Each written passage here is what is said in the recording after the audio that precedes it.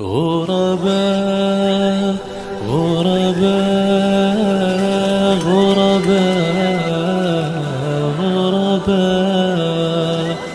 غرباء غرباء غرباء غرباء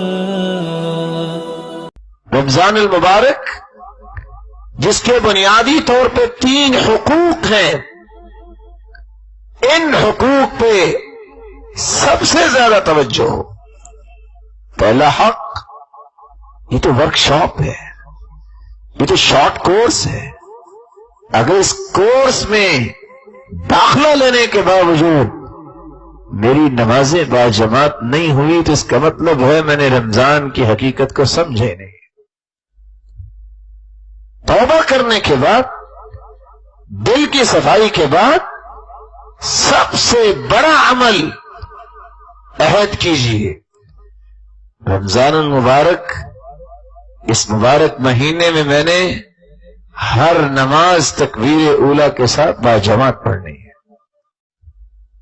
من صلی للہ 40 یوما فی جماعہ یدرک التکبیرۃ الاولیٰ کتبت له براءتان، براءت من النار و براءت من النفاق۔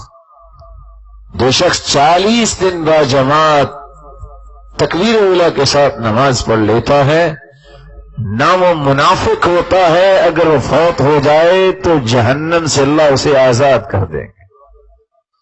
وفی القصص عبر، اللہ نے قصوں میں عبرتیں رکھی ہیں۔ آج سے 3 سال پہلے کی بات مجھے یاد آ گئی۔ باب ملک فہد کے باہر انتظار میں ہی کھڑے تھے، ایک شخص آنے والا آیا اور کہتا ہے السلام علیکم۔ وعلیکم السلام ورحمۃ اللہ وبرکاتہ۔ حدیث سنی تھی 40 دن نماز باجماعت تکبیر اولیٰ کے ساتھ پڑھے منافق نہیں ہوتا، جہنم سے آزاد ہوگا۔ میں صرف اس لیے آپ کے پاس آیا ہوں، دعا کر دے 36 دن ہو گئے پورا رمضان اور 6 دن بعد میں نے باجماعت نماز پڑھی ہے، تکبیر اولیٰ کے ساتھ پڑھی ہے، بیت اللہ میں پہلی صف میں پڑھی ہے۔ صرف اتنی دعا کر دیجیے اللہ 4 دن زندگی اور دے دے، میری زندگی کی خواہش پوری ہو جائے۔ اس کا دل تازہ ہو، اس کا ایمان تازہ ہو۔ اللہ کی قسم اس طرح کی باتیں سن کے انسان لرز جاتا ہے، ہم کہاں پھر رہے ہیں؟ کیسے کیسے اللہ نے نیک لوگ پیدا کیے، کیسے کیسے باہمت لوگ پیدا کیے۔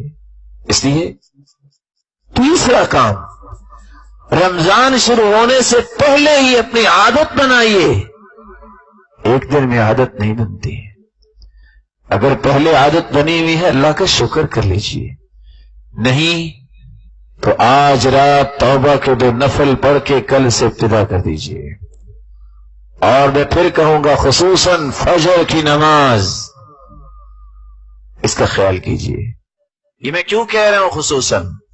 کیونکہ مجھے حدیث یہ مجبور کرتی ہے میں کہوں من صلی الفجر فی جماعہ فہو فی ذمۃ اللہ فلا تخفوا ذمۃ اللہ۔ جو فجر کی نماز باجماعت پڑھتا ہے وہ اللہ کی ضمانت اور امانت میں چلا جاتا ہے۔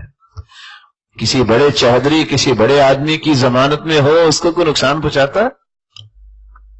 جو اللہ کی ضمانت میں چلا جائے گا، اس کا مطلب یہ ہے یہ شخص جو ہے رمضان کی جو رونقیں اور برکتیں اپنے دامن میں ضرور جمع کرے گا۔ فجر کی نماز کتنے لوگ کھا کے سو جاتے ہیں، 8 بجے اٹھتے ہیں،